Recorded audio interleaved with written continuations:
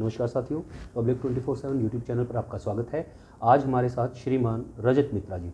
रजत जी, स्वागत है आपका हमारे चैनल पर। नमस्कार। रजत जी, आज रिपब्लिक डे के ऊपर एक हाइम है जिसको बोलते हैं अबाइड विद मी, उसको लेकर एक कंट्रोवर्सी क्रिएट हुई है। हाँ। उसको हटा दिया गया है। अबाइड विद मी क्या है, क्या हिस्ट्री है इसकी, आप हमारे दर्शकों को जरा इसके बारे में जानकारी दें। अवश्य, धन्यवाद आपका।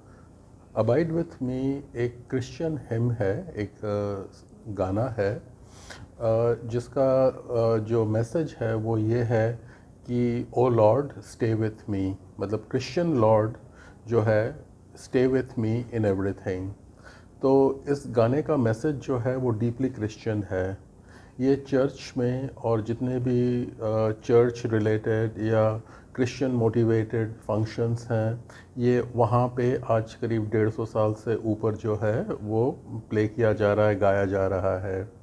और ये इस गाने का कॉन्टेक्स्ट जो है वो यूरोप की कॉलोनियलिज्म के साथ है। तो आप सोच सकते हैं जैसे बेल्जियम के जो किंग लियोपोल्ड थे, जब वो चर्च में जाते थे या जब उनको कोई संगीत का कार्यक्रम रखना होता था तो वो इस गाने को जो है वहाँ पे प्ले किया जाता था। यूरोप के ज़्यादातर कॉलोनियल पावर्स इस गाने को प्ले करते थे और इस गाने का कॉन्टेक्स्ट होता था कि ओ लॉर्ड स्टे विथ मी, जो मैं कर रहा हूँ उसमें मुझे जो है रास्ता दिखाओ, शक्ति दो।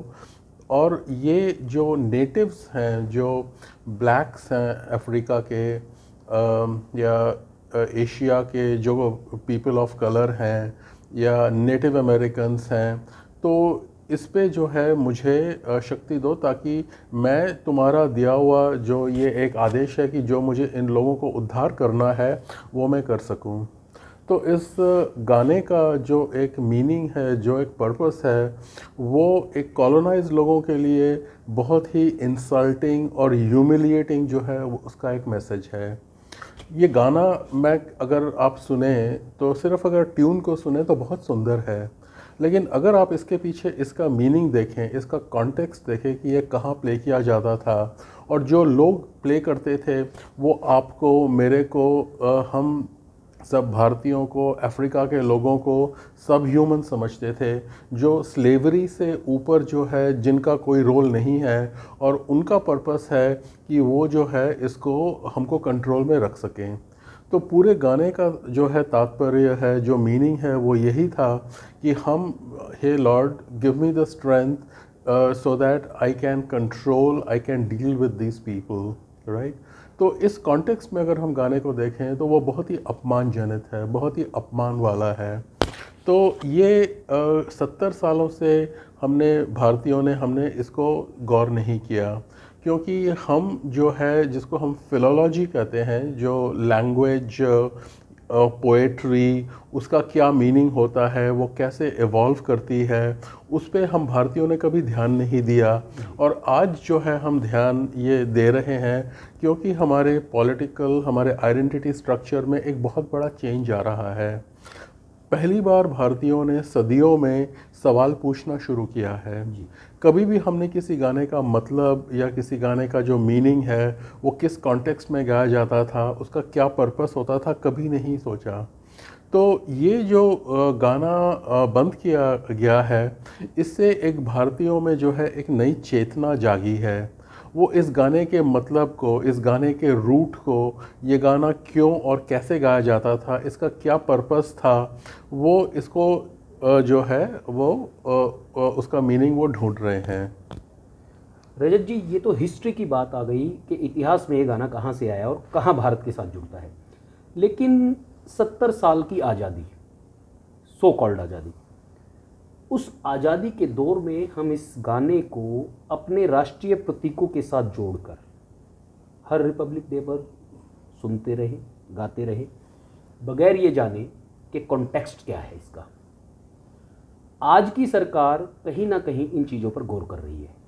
उन्होंने ध्यान दिया, इसको हटाने का एक डिसीजन लिया, अच्छा डिसीजन है।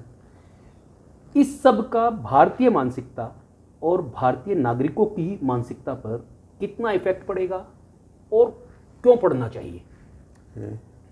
ये आपने बिल्कुल ठीक कहा कि ये जो है हमारी जो प्रेजेंट सरकार है ये उसका एक डिसीशन है और ये बहुत एक फार रीचिंग जो है डिसीशन है। वो फार रीचिंग डिसीशन जो है वो इसलिए है, ये बहुत इसका असर जो है, इम्पैक्ट जो है बहुत दूर तक जो है जाएगा। जो अगर आप एंटी कॉलोनियल राइटर्स को पढ़ें, जैसे फ्रांस फैनन हैं या एल्बर्ट मेमी हैं, ये साइकेट्रिस्ट थे, तो इन्होंने ये देखा कि कॉलोनियलिज्म जो है वो कैसे कॉलोनाइज्ड को जकड़ के रखती है। मतलब अगर लोग चले भी जाएं जो कॉलोनाइज़र थे, लेकिन कॉलोनियलिज्म नहीं जाती है। वो ये इंश्योर करके जाते हैं कि उनका जो कॉलोनियल इफ़ेक्ट है वो कॉलोनाइज्ड को जकड़ के रखे, उससे उनको बाहर निकलने ना दे। ये उनकी फ़िलॉसफी है, ये उनके वो धारणा है। अंग्रेज़ों ने भी हमारे साथ यही किया। उन्होंने हमको जकड़ के रखा अपने भाषा से, अपने कल्चर से, और उन्होंने रखा था 200 साल तक ये दिखाने के लिए कि हमारी भाषा, हमारी संस्कृति उनके किसी भी लायक नहीं है। और इसके बाद जब ये रिपब्लिक डे पैरेड में या दूसरे सिचुएशंस में बहुत ऐसे सिंबल्स हैं, बहुत ऐसी चीज़ें हैं जिससे जो है हमें ये महसूस होता है कि हमारी सभ्यता जो है, हमारी सिविलाइजेशन जो है वो उनके लेवल की नहीं है। इस गाने को हटाने से एक जो लोगों में चेतना जागी है वो ये बहुत दूर तक ले जाएगी और इनको हमें ये इस बात का एहसास होगा कि जो हमारी सभ्यता है, जो हमारी लिटरेचर है, जो हमारी पोएट्री है, जो हमारा संगीत है, उसको जो है हमें सामने लाके उसको उभारना है और वही हमारी पहचान है, वही हमारी आइडेंटिटी है। ये फ्रांस फैनन थे जो एक बहुत मशहूर साइकेट्रिस्ट थे। उन्होंने ये कहा था कि जब तक हम कॉलोनियल सिंबल्स को उखाड़ के नहीं फेंकेंगे, कॉलोनियलिज्म नहीं जाएगी। तो आज जो है 70 साल बाद हमने एक कॉलोनियल सिंबल को जो है, और मैं इस गाने को कॉलोनियल सिंबल मानता हूँ।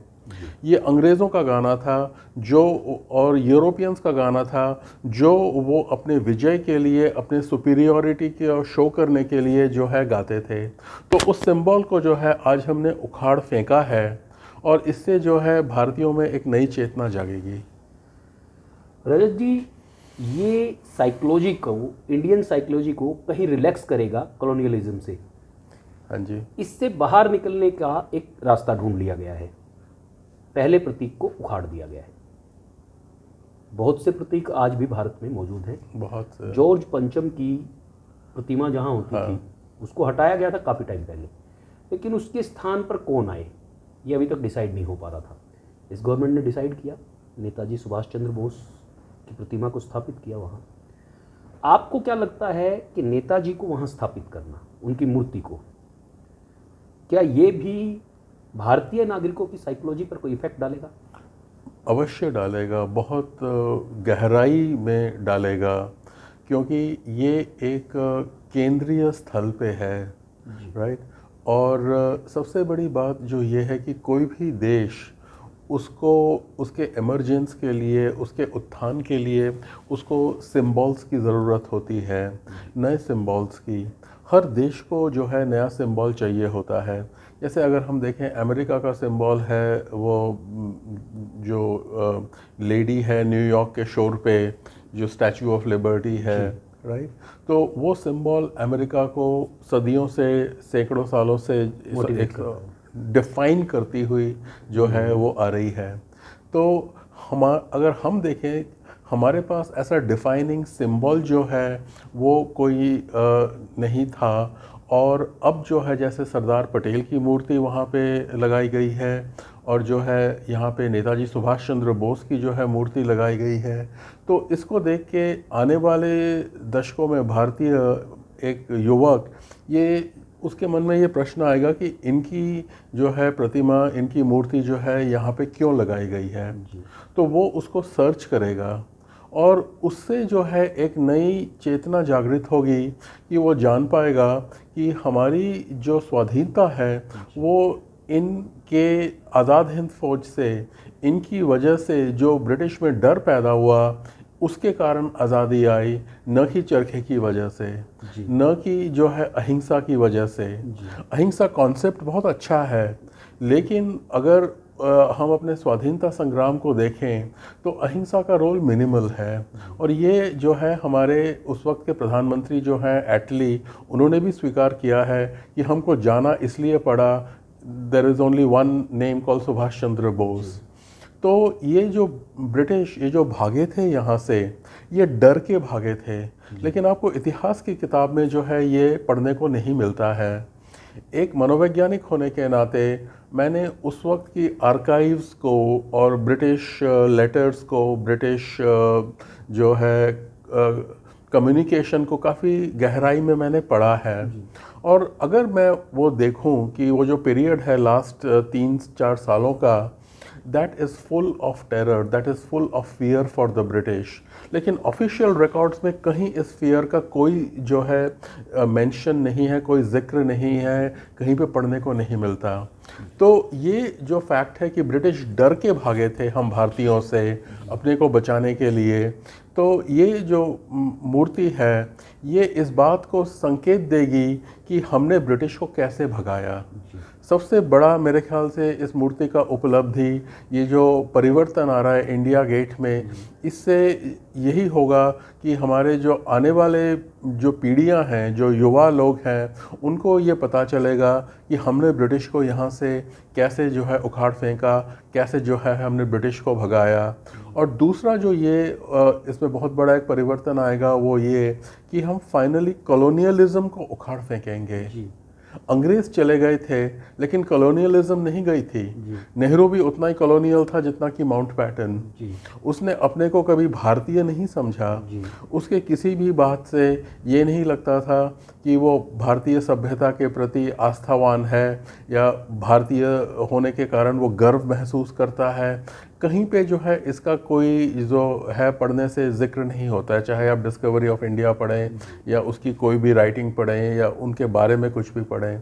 तो ये जो एक चेतना है कि भारतीय होने के कारण जो हमें गर्व होना चाहिए, वो इन बदलाव से, वो इन चेंज से जो है हम भारतीयों के अंदर आएगा।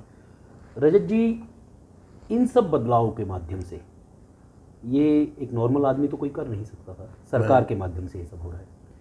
तो इस सब काम को देखते हुए ऐसा नज़र आता है कि ये सरकार कहीं ना कहीं कुछ डिसाइड कर कर चल रही है। इस सरकार को किस दिशा में आगे बढ़ना है, कहाँ उसे जाना है, कौन सा टारगेट है, तो वो टारगेट नेशनलिज्म सबसे बड़ा दिखाई दे रहा है। राष्ट्रवाद की दिशा में बढ़ रहे हैं और राष्ट्रीय प्रतीक के तौर पर नेताजी सुभाष चंद्र बोस को लाना, जो कि एक कांग्रेसी रहे, कांग्रेस के माध्यम से वो पॉलिटिकल एरिना में डेवलप हुए, उसके बावजूद एक राष्ट्रीय प्रतीक के तौर पर उनको स्थापित करना। सरदार वल्लभ भाई पटेल कांग्रेस से आए, कांग्रेस में ही डेवलप हुए और कांग्रेस के माध्यम से पूरी राजनीति की, जीवन वहीं पर निकला, लेकिन उसको राष्ट्रीय प्रतीक के तौर पर एस्टेब्लिश करना, क्या ये भारतीय सरकार, जिसको कहा जाता है कि ये कांग्रेस की विरोधी है, लेकिन कांग्रेस के लोगों को राष्ट्रीय प्रतीक के तौर पर स्थापित कर रही है, तो क्या ये नेशनलिज्म की दिशा है जिसमें पार्टियों का कोई रोल नहीं रहना, सिर्फ राष्ट्र के लिए काम करने वाले लोगों की तरफ आगे जाना है, जिन्होंने देश के लिए किसी भी दल के साथ किसी भी स्थिति में काम किया? आपका क्या मानना है? मेरा थोड़ा सा, मैं आपसे सहमत हूँ, लेकिन मेरा थोड़ा सा अलग अभिप्राय भी है जो मैं शेयर करना चाहता हूँ। वो ये कि पिछले 70 सालों में और उसके पहले भी जिसको इंग्लिश में हम कहते हैं वैल्यू फॉर ट्रूथ, सत्य की आखिरी पॉइंट तक खोज करना, सत्य तक जाना, ये नेशनलिज्म का इशू भी नहीं है मेरे हिसाब से, ये सत्य का इशू है। सत्य क्या था जी, राइट।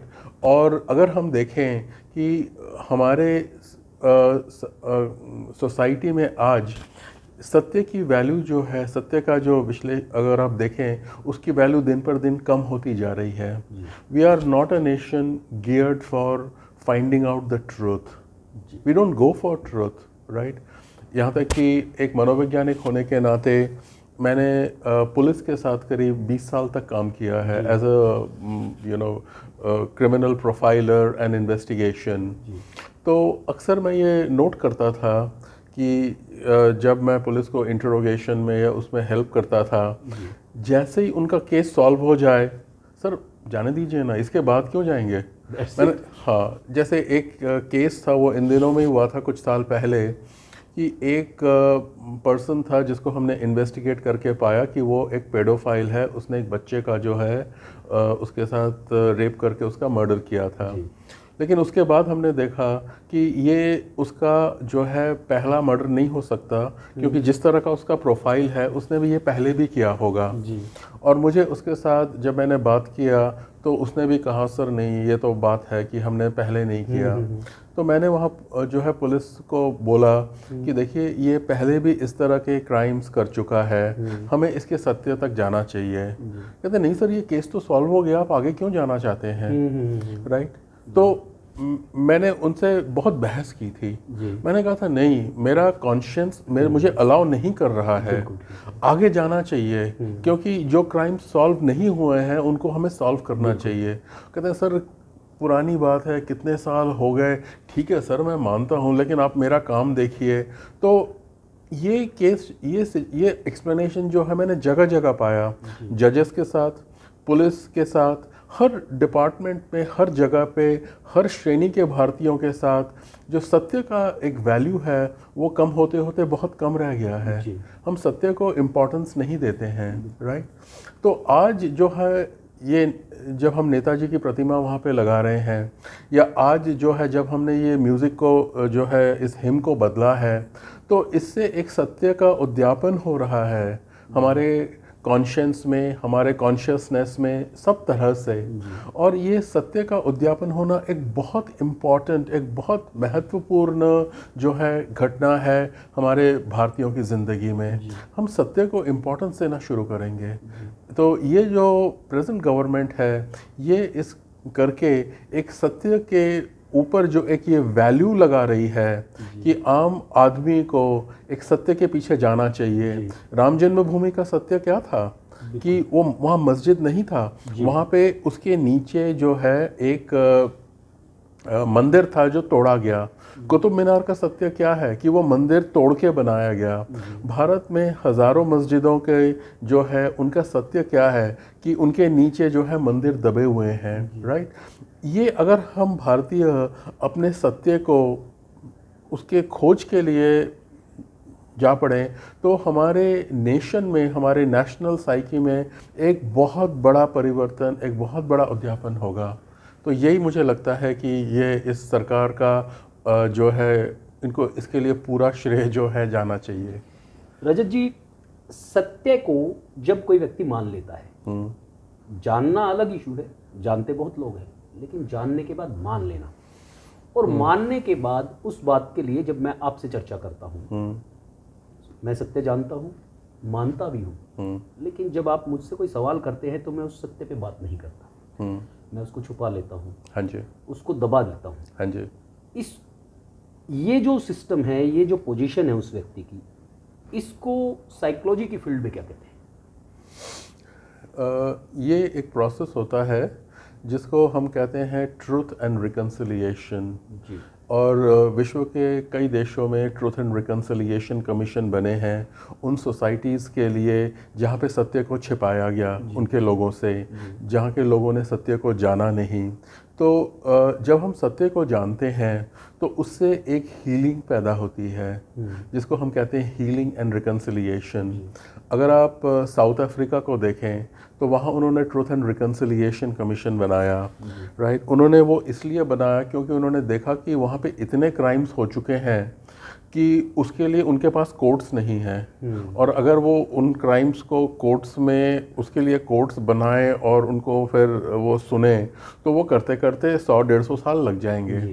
तो उन्होंने कहा कि इसका दूसरा एक तरीका है कि जो परपेट्रेटर्स हैं, जिन्होंने गलती की है, उनको हम एक अपॉर्चुनिटी देते हैं सामने आके अपनी गलती सार्वजनिक में माफ़ी मांगने के लिए। तो उस वक्त बहुत अपोजिशन हुआ था उसका, नहीं we are letting them go, we are letting them get away.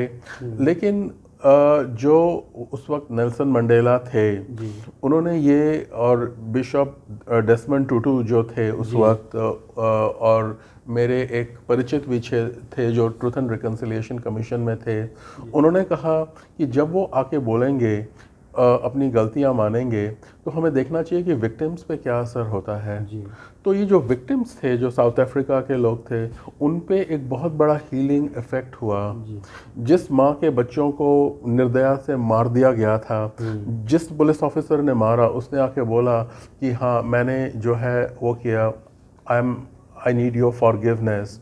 तो उससे समाज में एक बहुत बड़ा हीलिंग का जो है वातावरण, एक बहुत बड़ा हीलिंग जो है और रिकन्सिलिएशन जो है डिफरेंट ग्रुप्स में वो हुआ।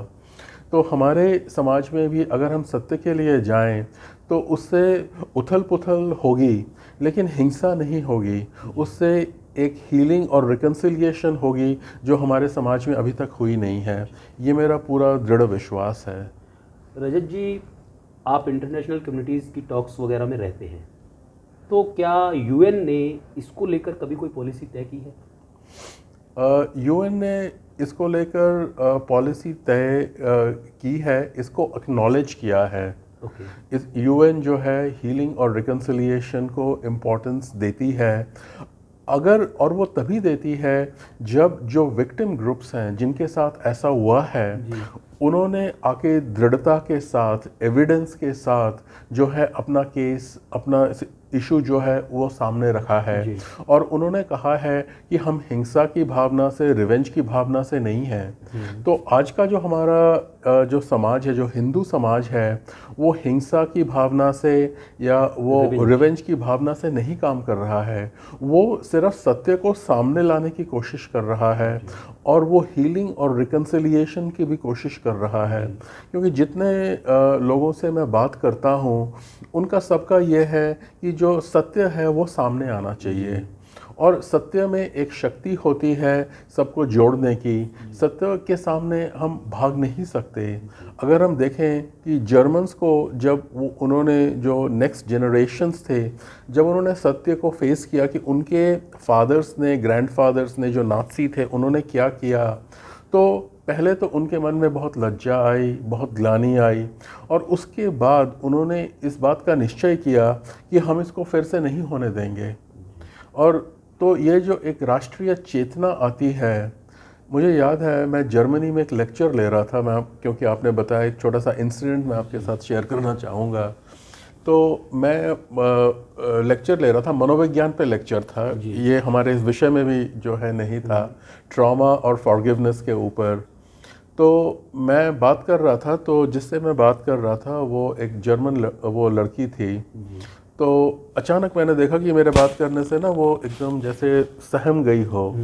तो मैंने अपने, जो मेरे जर्मन कलीग थे, मैंने उनसे पूछा कि मैंने कुछ क्या गलत बोल दिया। तो उसने कहा नहीं, आप अपने वॉइस को जो है काफ़ी मॉड्यूलेट कर रहे हो, ऊपर नीचे आपका वॉइस जा रहा है। तो मैंने कहा हाँ, लेकिन मैं तो ऐसे बोलता हूँ, और अच्छी स्पीच देने का एक ये वो तरीका भी होता है। तो अगर मैंने अपने वॉइस को ज़्यादा मॉड्यूलेट किया तो मैंने क्या गलती की, मुझे समझ नहीं आया। मैंने देखा पूरा जो ग्रुप था, क्लास जो था, वो एकदम चुप था। तो फिर उनमें से एक ने उठ के कहा, आप जानते हैं हिटलर ने हमारे साथ क्या किया था वॉइस मॉड्यूलेशन के साथ? तो एक सेकंड के लिए मैं जो है चौंक गया। मैंने कहा ओके, मैं, मतलब मेरा हिटलर से दूर दूर तक कोई वो नहीं है, लेकिन जर्मनी में आप एक ही टोन में बात करेंगे, आप वॉइस को मॉड्यूलेट नहीं करेंगे, और जो स्पीच के जो टेक्निक्स होते हैं, जैसे वॉइस को ऊपर नीचे ले जाना, लोगों की तरफ देखना, वो सारे जो है इन्फ्लुएंस करने के तरीके आप नहीं करेंगे। क्योंकि उनको आज तक, और ये मेरे ख्याल से करीब 20 साल पहले की मैं आपको घटना बता रहा हूँ, 55 साल बाद भी उन्होंने वो किया है कि हम किसी को भी जो है अपने ऊपर कंट्रोल या इन्फ्लुएंस नहीं होने देंगे। तो फिर ग्रुप ने बताया कि ये हमारी राष्ट्रीय चेतना है। आप अगर जर्मन पॉलिटिशियंस को सुने, अगर आप जर्मन लीडर्स को सुने, कोई भी जो है हमको इन्फ्लुएंस नहीं करना चाहता सिर्फ रेटोरिक से। हम फैक्ट्स पे जाते हैं, फैक्ट्स पे रहते हैं। क्योंकि हिटलर ने हमारे साथ धोखा किया था, हम उसको दोबारा कभी जो है वापस नहीं वो आने देंगे, होने देना राइट। तो ये जो राष्ट्रीय चेतना में, हमारे राष्ट्रीय चेतना में आना ये बहुत आवश्यक है कि हम स्लेव्स क्यों रहे, जी। राइट। और तभी जो है हम इससे बाहर निकल सकते हैं। हमने विश्वास किया और बहुत ज़्यादा विश्वास किया, हमने बहुत सारी गलतियां की जो हमें अपनी आने वाली पीढ़ियों को समझाना है, बताना है, ताकि वो जो गलतियां हम कर चुके हैं वो उनको रिपीट ना करें। तो ये जो एक चेतना है, इसकी तरफ जो है प्रेजेंट जो है सरकार है, प्रेजेंट गवर्नमेंट जो है, वो हमको इन परिवर्तनों के थ्रू ले जा रही है, ये मेरा दृढ़ विश्वास है। धन्यवाद रजत जी, आपने हमारे दर्शकों को बड़ी दिशा दी है। साथियों, सरकार किस दिशा में जा रही है, देश की साइकोलॉजी, देश की मानसिकता को किस दिशा में लेके जाना है, ये सरकार ने तय किया हुआ है। सरकार सही दिशा में चल रही है ये तो मैं अभी नहीं कहूँगा, लेकिन जो कदम लिए जा रहे हैं वो सही दिशा में जाते हुए दिखाई दे रहे हैं, क्योंकि समय और परिस्थितियों पर बहुत सी चीज़ें तय होती हैं, ये हम समय पर छोड़ते हैं। जय हिंद, जय भारत। जय हिंद, नमस्कार।